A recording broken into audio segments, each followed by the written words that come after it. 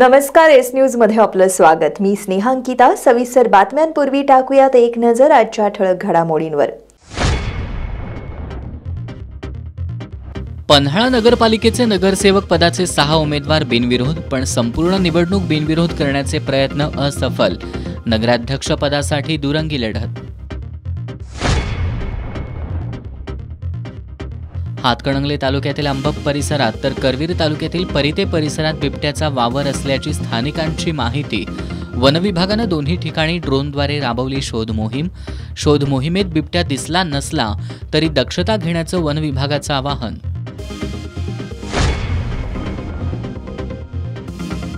कागल नगरपालिका निवडणुकीच्या पार्श्वभूमीवर मंडलिक मुश्रीफ गटातील संघर्ष चिघळण्याची चिन्ह। नामदार मुश्रीफांनी माजी खासदार संजय मंडलिकांना दिला तोंड आवरण्याचा इशारा।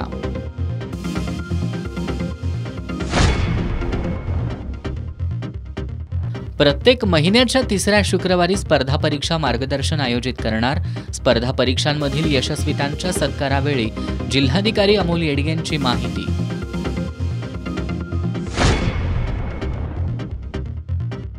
आणि चुटकी बाबा सनी भोसलेच्या दरबारावर करवीर पोलिसांचा छापा। बाबाचा पोलिसांना गुंगारा।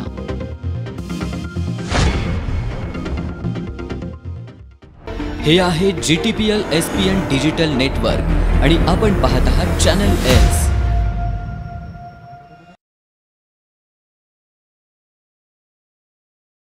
एस न्यूज मध्ये आपलं पुन्हा एकदा स्वागत। पन्हाळा नगर परिषद निवडणुकीच्या अर्ज माघारीच्या आजच्या शेवटच्या दिवशी नगर परिषद परिसरात उमेदवार आणि कार्यकर्त्यांनी मोठी गर्दी केली होती। ही निवडणूक बिनविरोध करण्याचे प्रयत्न असफल ठरलेत। नगरसेवक पदाच्या 6 जागा बिनविरोध झाल्या असून नगराध्यक्ष पदासाठी जनसुराज्य शक्ती पक्षाच्या जयश्री पवार आणि अपक्ष सुधा भगवान अशी लढत होणार आहे। पन्हाळा नगर परिषदेच्या नगरसेवकांच्या 20 जागांसाठी 82 अर्ज दाखल झाले होते। छाननीनंतर नगराध्यक्ष पदासाठी 5 तर नगरसेवक पदासाठी 68 अर्ज शिल्लक राहिले होते। अर्ज मागे घेण्याच्या आजच्या अखेरच्या दिवशी नगराध्यक्ष पदासाठीचे 3 अर्ज मागे घेण्यात आले। नगराध्यक्ष पदासाठी जनसुराज्य शक्ती पक्षाच्या जयश्री प्रकाश पोवार आणि अपक्ष सुधा सुहास भगवान याच निवडणूक रिंगणात राहिलेत। प्रतीक्षा वराळे, प्रियांका गवळी, सतीश भोसले, रामानंद पर्वत गोसावी, आसिफ मोकाशी, सखाराम काशीद या नगरसेवक पदाच्या 6 जागा बिनविरोध झाल्यात। उर्वरित 14 जागांसाठी 32 उमेदवार नगरसेवक पदासाठी मतदारांकडे कौल मागणार आहेत। काही प्रभागांमध्ये दुरंगी तर काही प्रभागांमध्ये तिरंगी लढती होणार असल्यामुळे चुरस वाढणार आहे। अर्ज मागे घेण्याच्या मुदतीमध्ये अखेरच्या क्षणापर्यंत नगरपालिकेची निवडणूक बिनविरोध करण्यासाठीचे प्रयत्न असफल ठरलेत। हातकणंगले तालुक्यातील अंबपवाडी रस्त्याजवळ बावडेकरांच्या शेतात गुरुवारी दुपारी मका पिकाला पाणी देणाऱ्या शेतकऱ्यांना बिबट्या दिसला। वन विभागाच्या पथकानं ड्रोनच्या मदतीनं बिबट्याचा शोध घेण्याचा प्रयत्न केला, पण त्याचा वावर आढळून आला नाही। वन्यजीव बचाव पथकाचे प्रमुख प्रदीप सुतार यांनी शेतकऱ्यांनी शेतीची कामं करताना आवश्यक ती दक्षता घ्यावी असं आवाहन केलंय। हातकणंगले तालुक्यातील अंबप ते अंबपवाडी दरम्यानच्या बावडेकरांच्या शेतात शेतकऱ्यांना बिबट्या दिसला। तिथं पडलेल्या अवशेषांवरून बिबट्यानं कुत्र्याची शिकार केल्याचा दावा स्थानिकांकडून करण्यात येतोय। अंबप ग्रामपंचायतीनं वनविभागाशी संपर्क साधल्यानंतर वनविभागाच्या पथकानं 2 तासांहून अधिक काळ शेतकऱ्यांना बिबट्या दिसलेल्या परिसरात ड्रोनच्या मदतीनं पाहणी केली, पण बिबट्याचा वावर आढळून आला नाही। मात्र शेतकऱ्यांनी शेतीची कामं करताना दक्षता घ्यावी असं आवाहन वन्यजीव बचाव पथकाचे प्रमुख प्रदीप सुतार यांनी केलंय।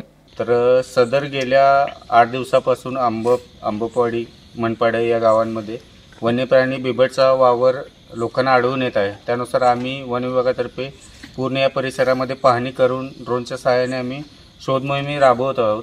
तरीच माझं लोकांनाही असं आव्हान असेल की आसपास कुठं शेतामध्ये कामं करत असताना शक्यतो एकटं न जाता दोघा-तिघांनी एकत्र जावं। रात्रीचे शक्यतो काम जे चालू असेल तुमचं ते थांबवावं आणि बिबट्या कुठं आढळून आला तर त्याच्या पाठीमागे लागणे किंवा त्याचा फोटो व्हिडिओ घेणे असला कोणताही प्रकार न करता तुम्ही डायरेक्ट वन विभागच्या आपला हेल्पलाईन नंबर 1926 किंवा गावचे जे सरपंच असतील, पोलीस पाटील असतील यांना फोन करून कळवलं तर त्वरित आम्हाला त्याची सूचना मिळेल आणि त्याच्यावर आम्ही योग्य ती उपाययोजना करायचा प्रयत्न करू। हेच आव्हान मी वन विभागातर्फे आपणास करत आहोत. वनविभाग कोल्हापूरच्या वन्यजीव बचाव पथक प्रमुख प्रदीप सुतार, अमोल चव्हाण, मतीन बांगी, विनायक माळी यांनी शोध मोहिमेत सहभाग घेतला. यावेळी अंबपगावचे विकासराव माने, उपसरपंच आसिफ मुल्ला, स्वप्नील जाधव, प्रमोद सूर्यवंशी, प्रकाश कांबळे यांच्यासह ग्रामस्थ उपस्थित होते. कर्वे तालुक्यातील परिते, म्हाळुंगे, बेले परिसरात काही शेतकऱ्यांना बिबट्यासह 2 बछड्यांचा वावर असल्याचं आढळून आलंय. यामुळे परिसरामध्ये भीतीचं वातावरण निर्माण झालंय. वन विभागाच्या पथकानं या ठिकाणी भेट देत शोध मोहीम सुरू केली आहे. करवीर तालुक्यातील बेले इथलं काशीनाथ संजीवनी लांबोरे हे दाम्पत्य गवत कापण्यासाठी महालटेक नावाच्या शेतामध्ये गेलं होतं. गवत कापत असताना त्यांना बिबट्या आणि 2 लहान बछडी दिसून आली. सकाळी आम्ही आमच्या महालटेकावरती गवत कापण्यासाठी गेलतो आणि तिथं गवत कापत असताना 3 बिबटे आलेत. त्यामुळे आम्ही बघितलं तर ते मोठं, एक मोठं आणि 2 छोटं होतं. बघितल्यानंतर धावपळ झाली आणि दोघं पण आम्ही पळून आलो तिथनं. खुरपी ते सगळं तिथंच टाकलं, सायकल येऊन होतं ते. आणि मग आमच्या घरी म्हणजे गावात येताना आमच्या माणसाने सांगितलं तुम्ही शेतात जाऊन असं 3 बिबटे आलेत म्हणून. दरम्यान परिते इथल्या अजित पोते आणि अशोक कारंडे या शेतकऱ्यांनाही मादी बिबट्यासह 2 बछडी दिसल्याचं ते सांगतायत.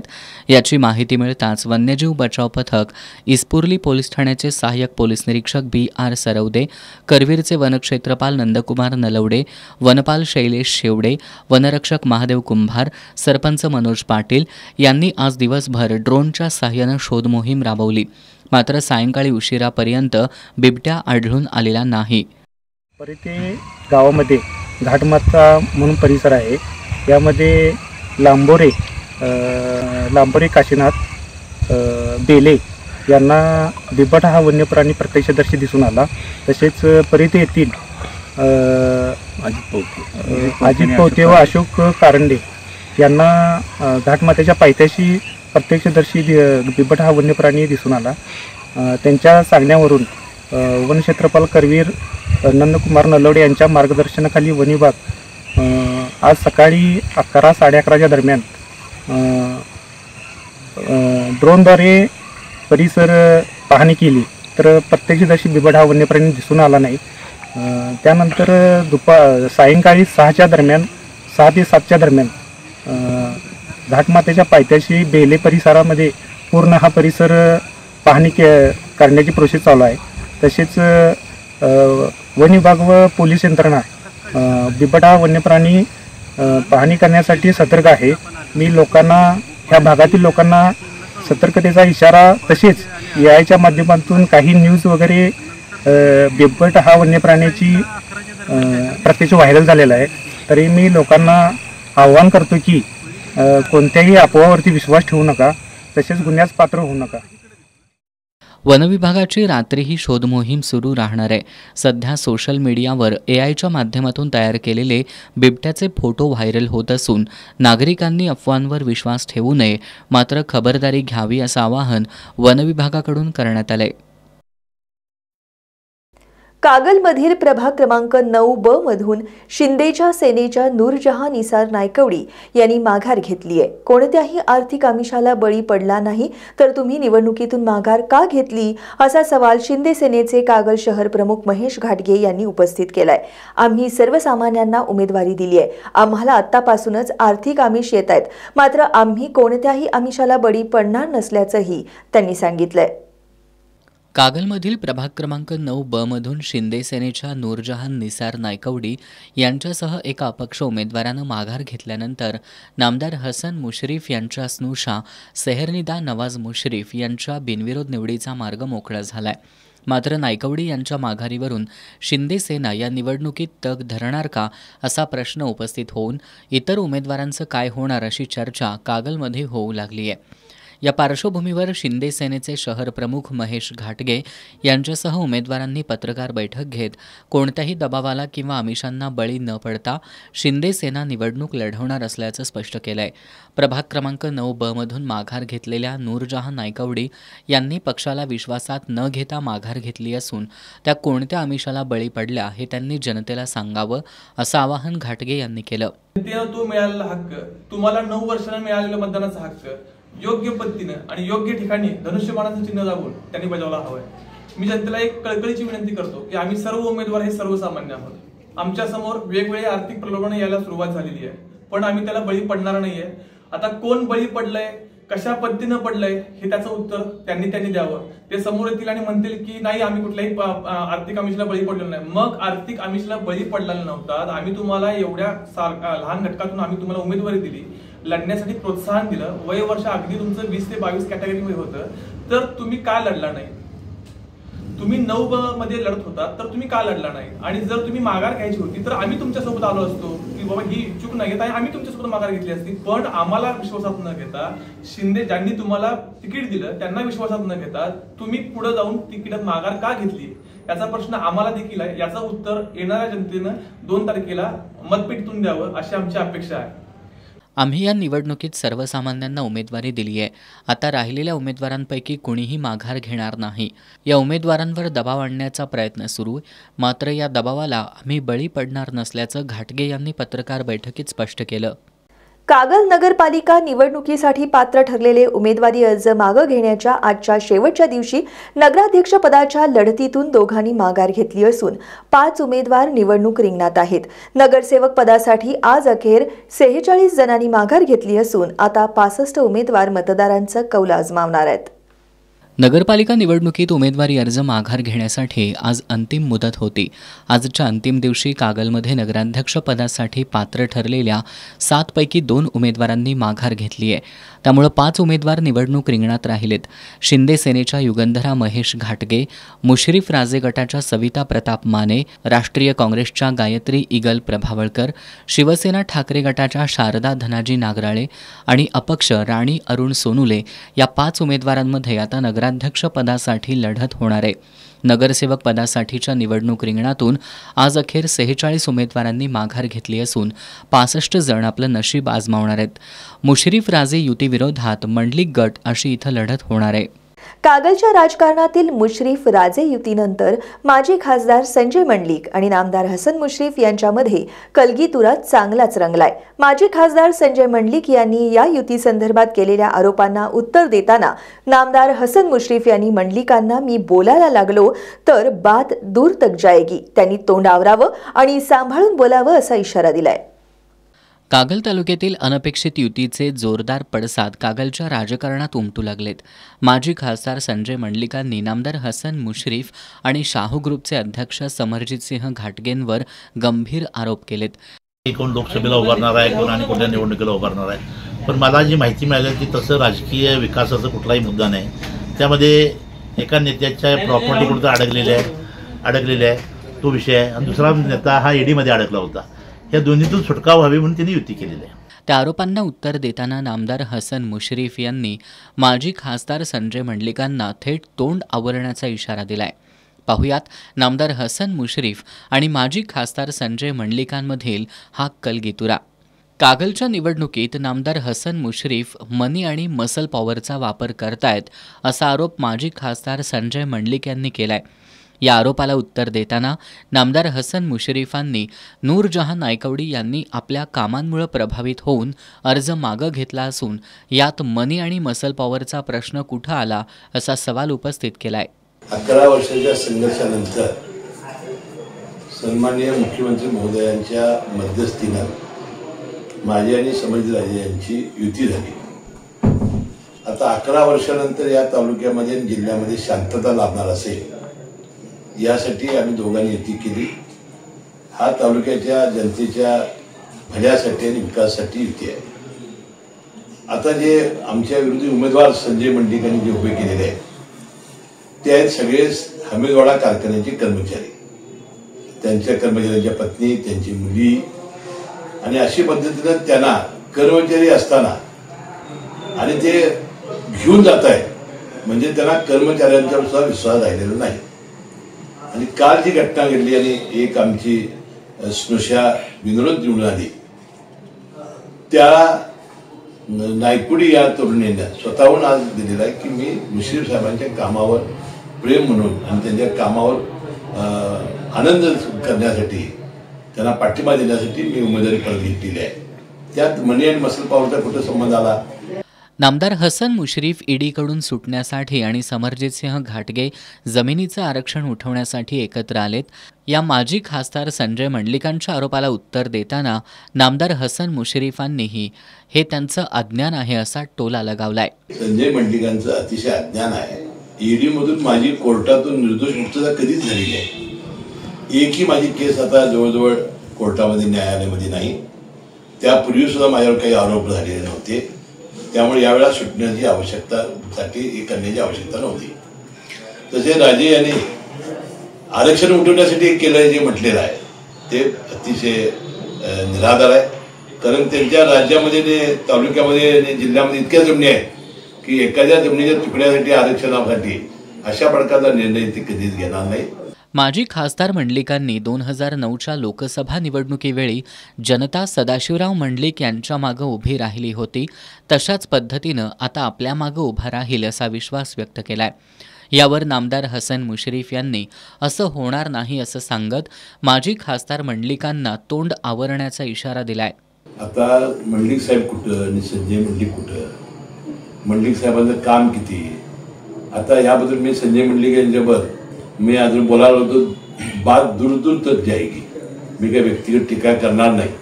कारण त्याने आपलं तोंड आवरावं आणि त्याने सांभाळून बोलावं अशी माझी त्यांना आजही विनंती आहे.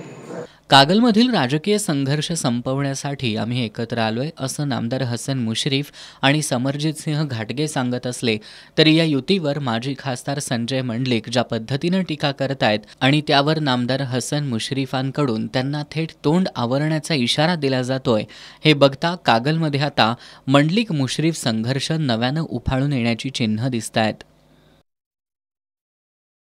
आपल्यातील उणिवांवर मात करून ध्येय निश्चिती, स्वयंशिस्त, आत्मविश्वास, संयम आणि वेळेचं योग्य नियोजन केलं तर हमखास यश मिळतं असं प्रतिपादन जिल्हाधिकारी अमोल येडगे यांनी केलं.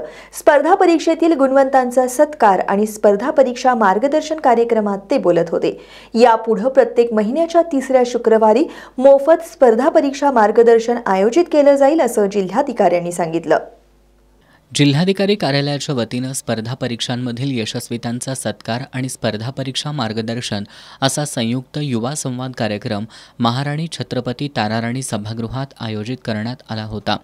यावेळी जिल्हाधिकारी अमोल येडगे यांच्या हस्ते राज्यसेवा 2024 परीक्षेत यश मिळवलेल्या अपूर्वा पाटील, सायली भोसले आणि तेजस पाटील या तिघांना सन्मानित करण्यात आलं. यावेळी बोलताना येडगे यांनी प्रत्येकानं आपली क्षमता बघून आपल्या क्षेत्राची निवड करावी.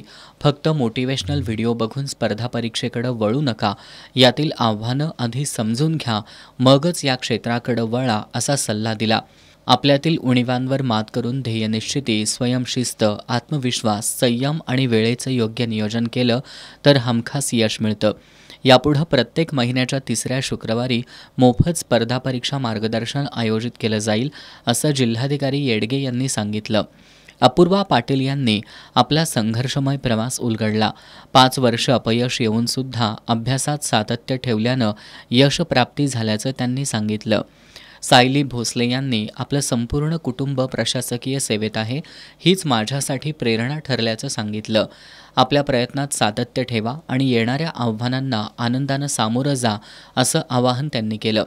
सतेज पाटील यांनी पहिल्याच प्रयत्नात यश मिळवल्याची यशोगाथा सर्वांपुढं मांडली.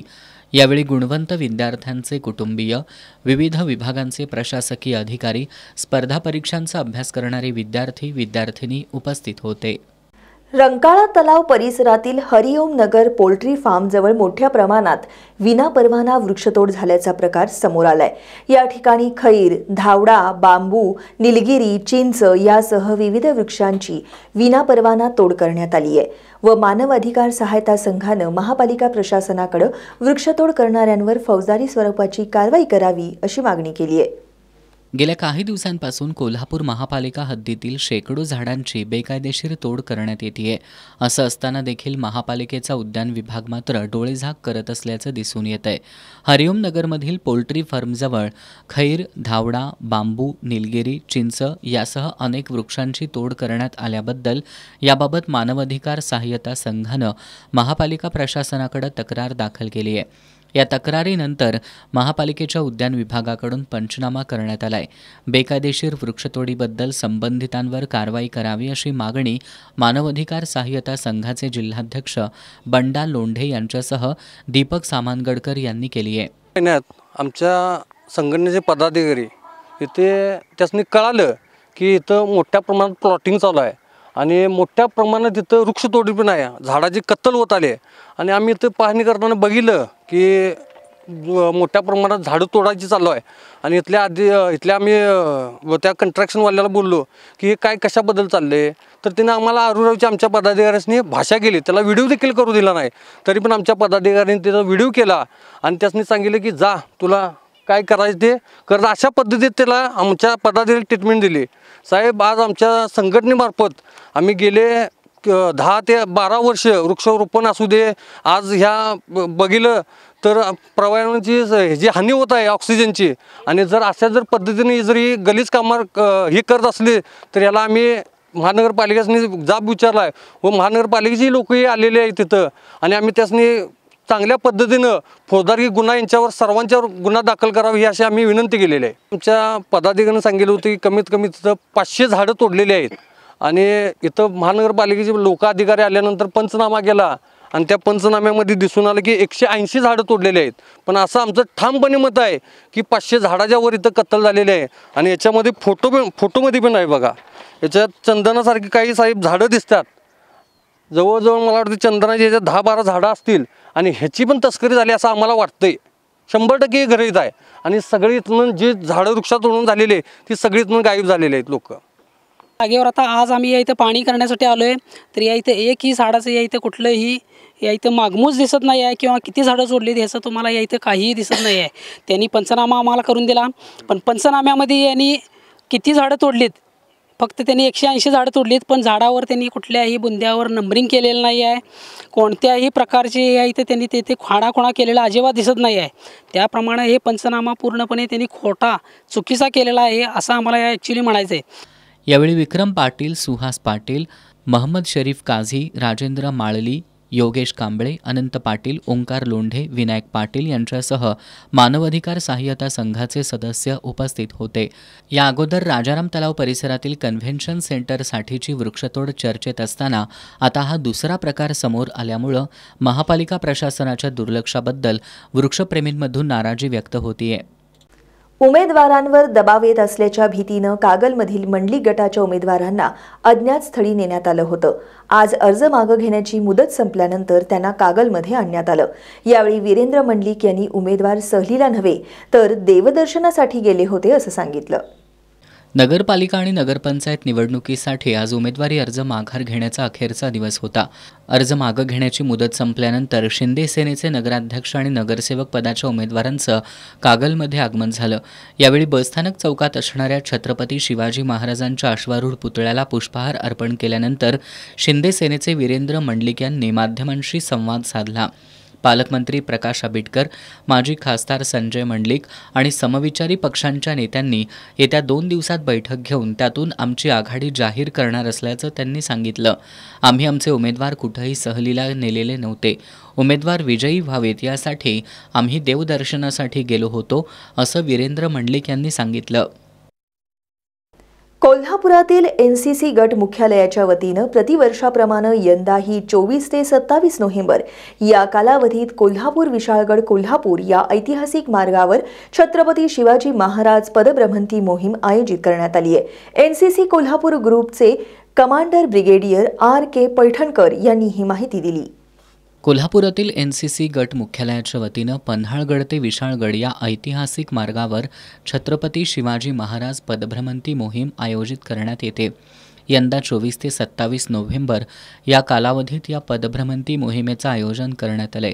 या मोहिमेत 12 राज्यातील NCCचे छात्रसैनिक सहभागी होणार असून त्यांच्या 4 तुकड्या असणार आहेत. त्यातील 1 तुकडी मुलींची तर 3 तुकड्या मुलांच्या आहेत. प्रत्येक तुकडीत 260 छात्रसैनिक सहभागी असणार आहेत. सहभागी छात्रसैनिकांना इतिहासापासून प्रेरणा मिळावी, त्यांच्यामध्ये राष्ट्रप्रेम जागृत व्हावं, तत्कालीन कालखंडात सैन्यदलाला कोणत्या अडचणी आल्या याची माहिती त्यांना व्हावी या उद्देशानं ही मोहीम आखण्यात आल्याचं ग्रुप कमांडर ब्रिगेडियर पैठणकर यांनी सांगितलं.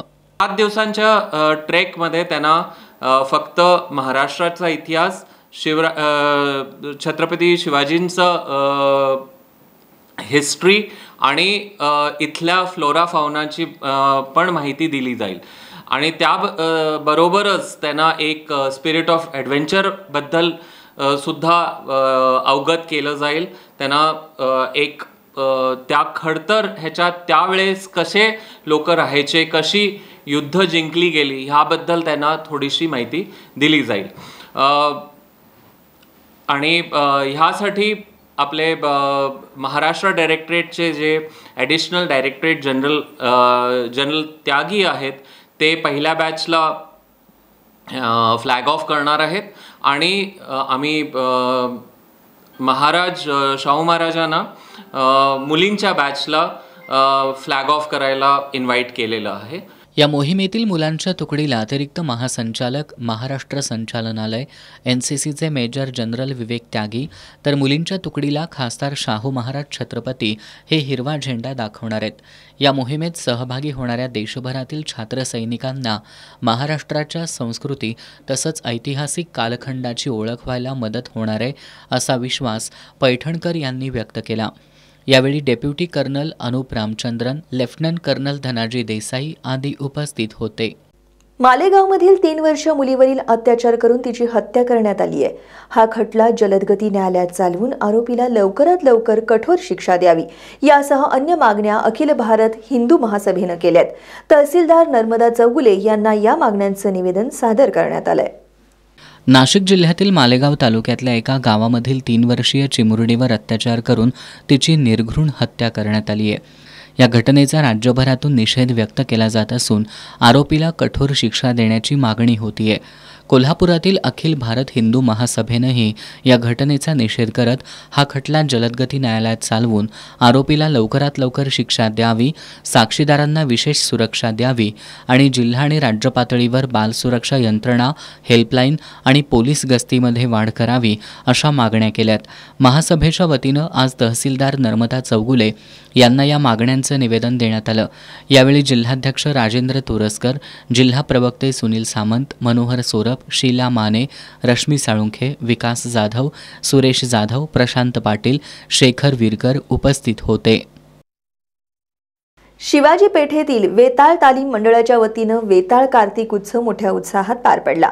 वेताळबाच्या नावानं चांग भलं असा अखंड गजर करत मोठ्या भक्तिमय वातावरणात वेताळबाची पालखी मिरवणूक काढण्यात आली आहे. कोल्हापुरातील शिवाजी पेठेतील वेताळ तालीम मंडळाच्या वतीनं वेताळ कार्तिक उत्सव दरवर्षी मोठ्या उत्साहात साजरा करण्यात येतो.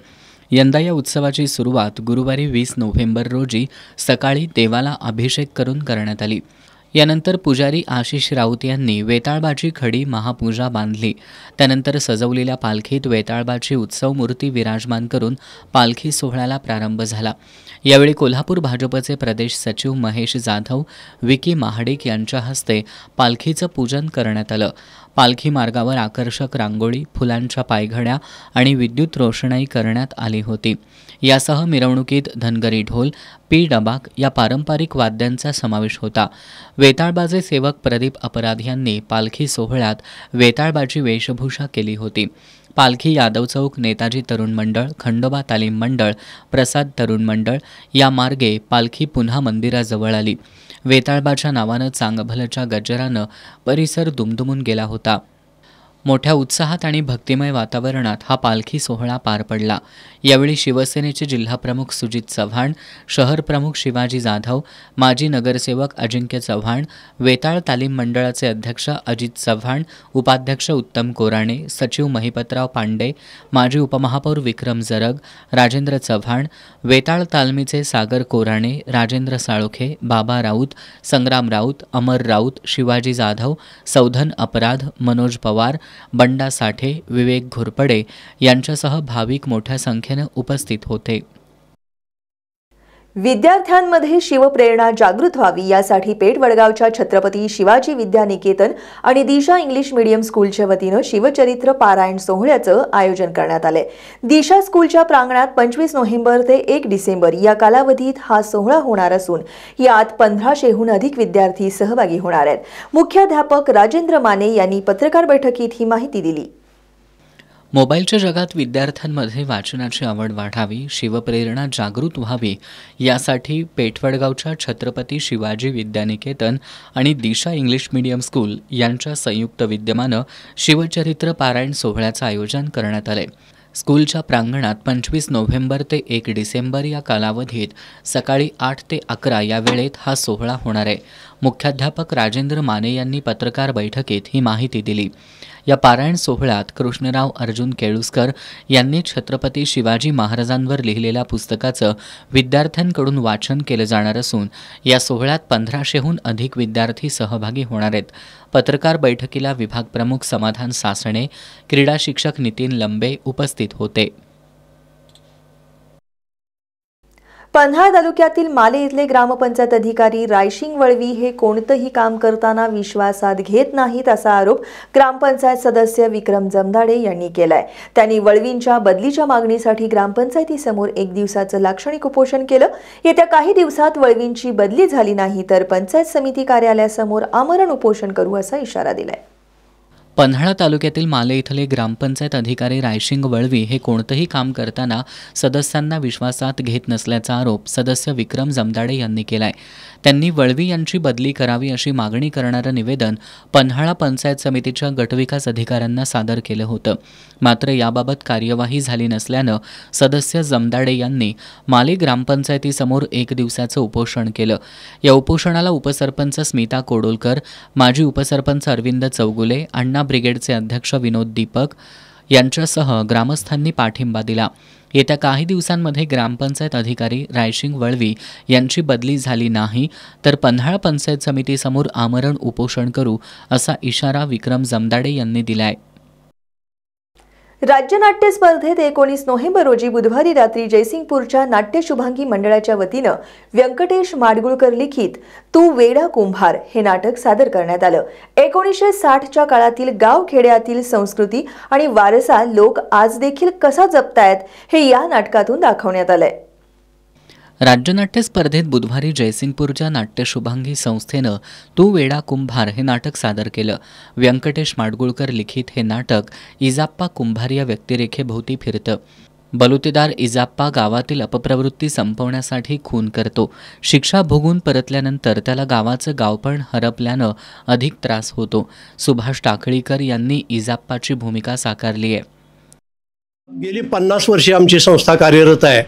5-6 महिन्यापूर्वीच आमच्या संस्थेचा सुवर्ण महोत्सव झाला आणि आता आमच्या संस्थेमध्ये या 50 वर्षाच्या वाटचालीमध्ये आता आमच्या 3री पिढी या रंगमंचावर येते आहे.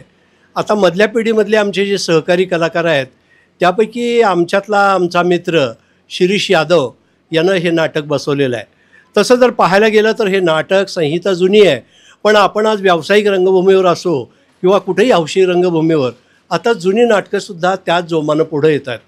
गावामध्ये होणारे जे बदल आहेत ते हे नाटक तर दाखवतंच, पण माणसाच्या मनोवृत्तीमध्ये होणारे जे बदल आहेत ते खरं तर चिंताजनक आहेत आणि व्यंकटेश माडगुळकरच्या संहितेमधून हे अगदी अधोरेखित झालेलं आहे.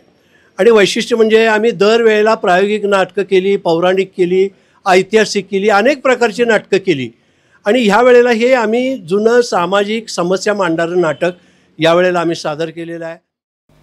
इजाप्पाचा मुलगा भोजारामला मात्र नवे बदल हवेसे वाटतात. यातून इजाप्पा आणि भोजाराम मधला संघर्ष या नाटकातून दाखवण्यात आलाय. वरुण पुजारी यांनी भोजारामची भूमिका साकारली आहे. डॉक्टर श्रुती धनवडे, राजेश जाधव, कुमार हातलगे, डॉक्टर प्रतीक्षा घोडके, राहुल ढाले, अशोक हेरवाडे, विठ्ठल कुलकर्णी, दीपाली कोकरे यांनी या नाटकात भूमिका साकारल्यात. आता जाणून घेत महत्त्वाच्या घडामोडी संक्षिप्त स्वरूपात. फास्ट न्यूजचे प्रायोजक गोकुळ. बाळ, फ्रीजमधून श्रीखंड काढ ना. आम्ही पूर्वी घरीच बनवायचो श्रीखंड, त्याची चवच वेगळी होती. आता काय सगळं रेडीमेड. आजी, हे श्रीखंड खाऊन बघ. आज तुझ्या तुझ्या आईनं घरीच बनवलं की काय? हे आहे गोकुळचं श्रीखंड. अगदी जिभेवर रेंगाळणार. जिभेवरच नाही तर मनावरही रेंगाळणार. गोकुळ श्रीखंड, मनावर रेंगाळणार. लाडकीचा गैरफायदा घेणाऱ्यांची खैर नाही. सरकारी कर्मचाऱ्यांवर होणार शिस्तभंगाची कारवाई, वेतनवाढही रोखणार. आरोपीला फाशीची शिक्षा द्या. 3 वर्षीय चिमुरडीवर अत्याचार करून तिची निर्घृण हत्या केल्यानंतर मालेगावात जमाव आक्रमक, न्यायालयाचा दरवाजा तोडला. मुक्ताईनगरात 23 लाखांचा गांजा प्लॉट जप्त, एकाला अटक, जळगाव पोलिसांची कारवाई. मनसेची साथ सोडा, मुंबईत आमच्या सोबत या, काँग्रेसची उद्धव ठाकरेंना ऑफर. महाराष्ट्र राज्य नाट्य स्पर्धेत गुरुवारी आजऱ्याच्या नवनाट्य कला मंचनं प्राध्यापक दिलीप परदेशी लिखित आणि सुभाष विभुते दिग्दर्शित काळोख देतं हुंकार हे नाटक सादर केलं. मोलमजुरी करणाऱ्या कुटुंबाची व्यथा मांडताना हाताला काम मिळवण्यासाठी हे गरीब मजूर लोक अंधश्रद्धेच्या फेऱ्यात कसे अडकतात याचं चित्रण या नाटकातून करण्यात आलंय.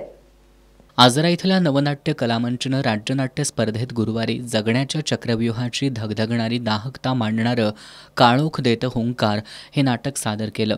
प्राध्यापक दिलीप परदेशी लिखित आणि सुभाष विभुते दिग्दर्शित या नाटकात मोलमजुरी करणाऱ्या 2 कुटुंबांचा संघर्ष प्रेक्षकांसमोर मांडण्याचा प्रयत्न करण्यात आलाय. रोजगार मिळत नाही, कुटुंबाचा उदरनिर्वाह करायचा तरी कसा या विचारातून घरातील पुरुष व्यसनाच्या आहारी कसे जातात, किमान आपल्या लेकराच्या पोटात घास जावा यासाठी त्या लेकरांची आई स्वतःचं शील विकते हे यात दाखवण्यात आलंय. श्रुती कांबळे हिनं यात शिरमी म्हणजेच आईची भूमिका साकारली आहे. विष्णू कांबळे आणि आम्ही 2 अंकी नाटक करत आहोत. नाटकाचं नाव आहे काळोख देतं हुंकार आणि या नाटकामध्ये मी शिरमीचा म्हणजे पात्र घेतलेलं आहे आणि हे जे पात्र आहे ते एका स्त्रीचं आहे आणि ते जी स्त्री आहे ती म्हणजे कशी धरणावर जे काम करतात त्या स्त्रियांबद्दल आहे आणि एका आईची व्यथा पण ह्या नाटकामधून ह्या पात्रातून तुम्हाला कळणार आहे.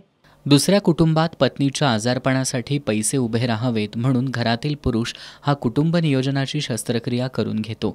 हाताला काम मिळावं म्हणून हे लोक अंधश्रद्धेलाही कसे बळी पडतात याची विदारक कहाणी या नाटकातून मांडण्यात आली आहे. मोलमजुरी करणाऱ्या कुटुंबांची दाहकता मांडण्याचा दिग्दर्शकांनी चांगला प्रयत्न केलाय. या नाटकात मोलमजुरी करून उदरनिर्वाह करणाऱ्या कुटुंबातील नारबाची भूमिका अरमान दड्डीकर यांनी साकारली आहे. या नाटकामध्ये मी नारबाची भूमिका साकारतोय आणि या नाटकाबद्दल सांगायचं झालं तर कामगारांच्या वस्ती म्हणजे जे कामगार लमान कामगार जे असतात म्हणजे जे कामगार रस्त्याचं काम करतात किंवा ओझं काम जे करतात या कामगारांची ती व्यथा या नाटकामधनं परदेशी सरांनी मांडलेली आहे आणि ही व्यथा आज आम्ही या रंगमंचावर कोल्हापूरमध्ये सादर करत आहोत राज्यनाट्यामध्ये. आणि खरंच हे नाटक अगदी या कोल्हापूरकरांना अश्रून ओलचिंब करून सोडणार यात काही शंका नाही. धन्यवाद. या नाटकातील नारबा, शिरमी, तानी, भुत्या ही पात्र साकारणाऱ्या कलाकारांनी पात्रांना न्याय देण्याचा प्रयत्न केलाय. मुकादम, जम्मून चाचा आणि इतरही कलाकारांनी या सगळ्यांना पूरक साथ देण्याचा प्रयत्न केलाय.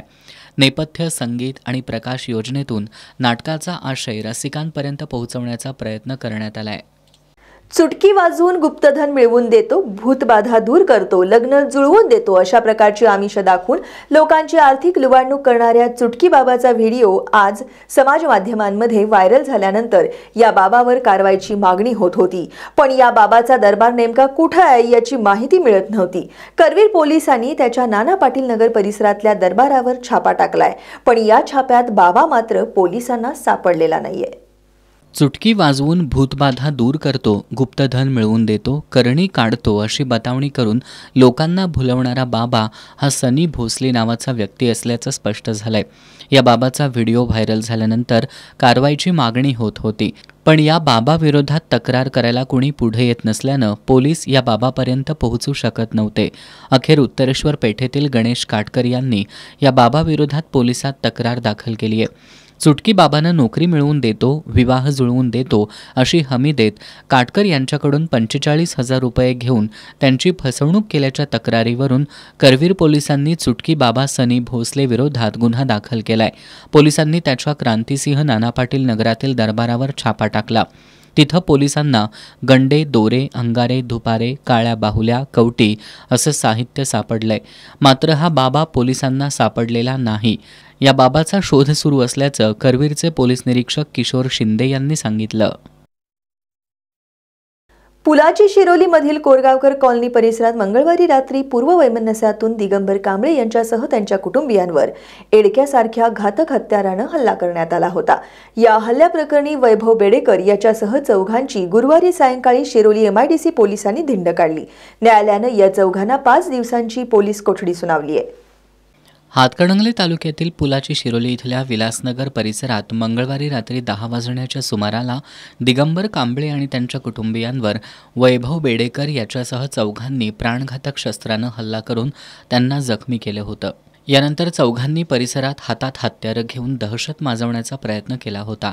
या प्रकरणी शिरोली MIDC पोलिसांनी वैभव बेडेकर, आर्यन शिंदे, साहिल बनगे, साहिल उर्फ गणेश शिद्रुक या चौघांना अटक करून न्यायालयात हजर केलं असता न्यायालयानं त्यांना 5 दिवसांची पोलीस कोठडी सुनावली आहे. दरम्यान दहशत निर्माण करणाऱ्या चौघांची पुलाची शिरोली परिसरात धिंड काढली. यावेळी बघ्यांनी मोठी गर्दी केली होती. यावेळी सहाय्यक पोलीस निरीक्षक सुनील गायकवाड, पोलीस उपनिरीक्षक प्रमोद चव्हाण आणि पोलीस कर्मचारी उपस्थित होते. कोल्हापूरसह सोलापूर ग्रामीण, रत्नागिरी जिल्ह्यात फसवणूक, जबरी चोरी असे गुन्हे दाखल असलेला हर्षल खरात याला राजारामपुरी पोलिसांनी ताब्यात घेऊन शाहूपुरी पोलिसांच्या स्वाधीन केलंय. कोल्हापुरातील राजारामपुरी परिसरात राहणारा हर्षल हा आपली ओळख लपवून राहत होता, त्यामुळे तो पोलिसांना मिळून येत नव्हता. कोल्हापुरातील राजारामपुरी 10व्या गल्लीत राहणारा हर्षल खरात याच्या विरोधात शाहूपुरी पोलिसात सुमारे 10 लाखांची आर्थिक फसवणूक केल्याचा गुन्हा दाखल आहे. शिवाय रत्नागिरी, लांजा, सोलापूर ग्रामीणमधील नातेपुते पोलीस ठाण्यात त्याच्या विरोधात फसवणूक, चोरी, जबरी चोरी असे वेगवेगळे गुन्हे दाखल आहेत. मात्र तो आपली ओळख लपवून वावरत असल्यानं पोलिसांना सापडत नव्हता. दरम्यान राजारामपुरी पोलिसांच्या गुन्हे शोध पथकानं हर्षल याला सम्राटनगर परिसरातून ताब्यात घेतलं. यानंतर त्याला शाहूपुरी पोलिसांच्या स्वाधीन करण्यात आलं. राजारामपुरीचे पोलीस निरीक्षक सुशांत चव्हाण, सहाय्यक पोलीस निरीक्षक रणजित पाटील, पोलीस उपनिरीक्षक सचिन चंदन, अंमलदार कृष्णात पाटील, विशाल शिरगावकर, नितेश बागडे, सुशांत गजानन हराळे यांनी या कारवाईत सहभाग घेतला. सराफ व्यवसायात काळाची गरज ओळखून अधिक पारदर्शक, शिस्तबद्ध आणि पद्धतशीर कामकाज स्वीकारणं महत्त्वाचं आहे.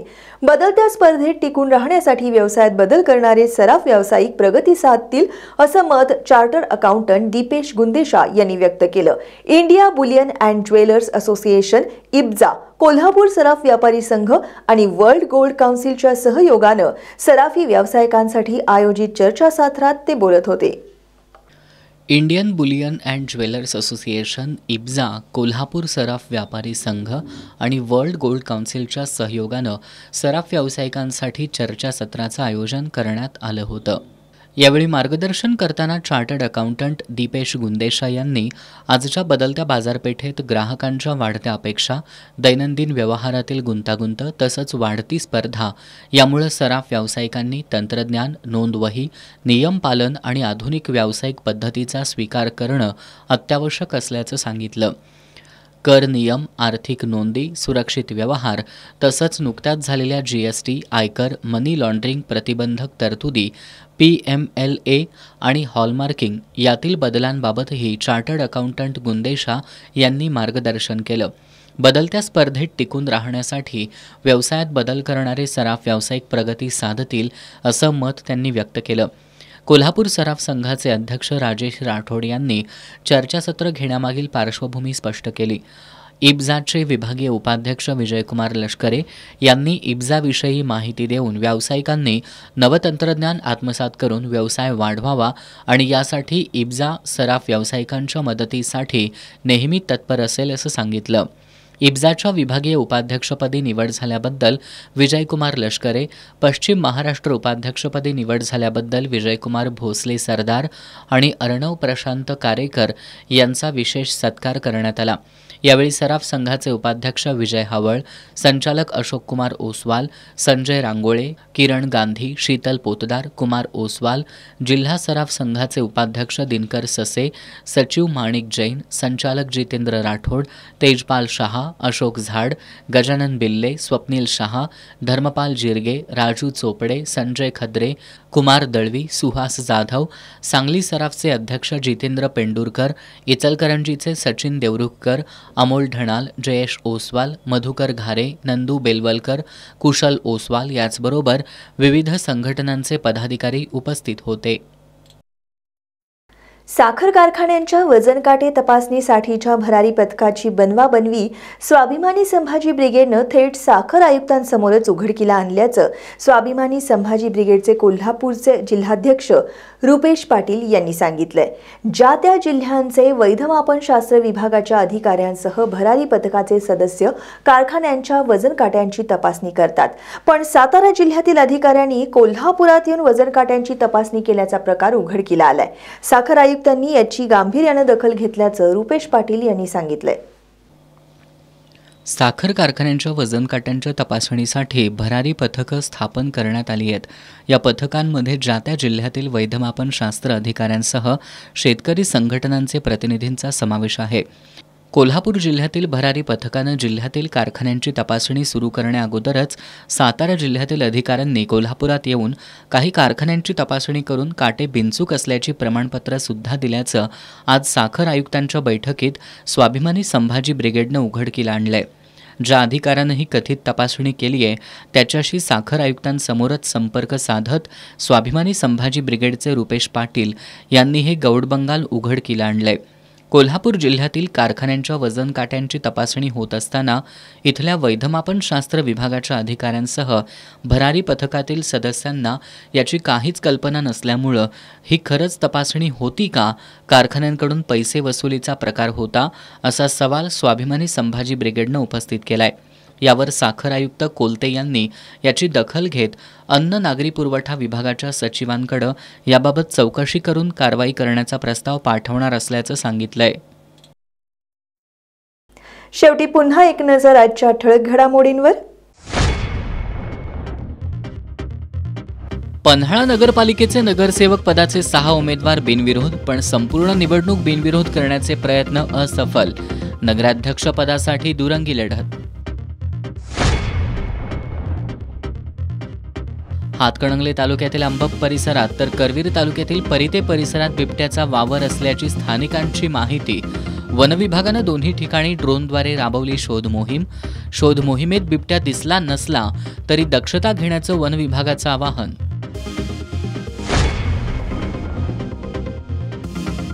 कागल नगरपालिका निवडणुकीच्या पार्श्वभूमीवर मंडलिक मुश्रीफ गटातील संघर्ष चिघळण्याची चिन्ह. नामदार मुश्रीफांनी माजी खासदार संजय मंडलिकांना दिला तोंड आवरण्याचा इशारा.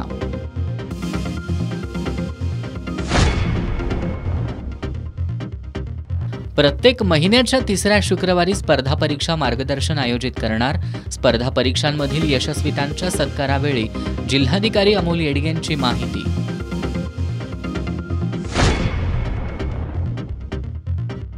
आणि चुटकी बाबा सनी भोसलेच्या दरबारावर करवीर पोलिसांचा छापा.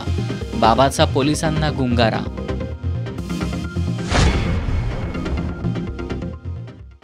आणि याबरोबरच आजचं बातमीपत्र संपलं. नमस्कार.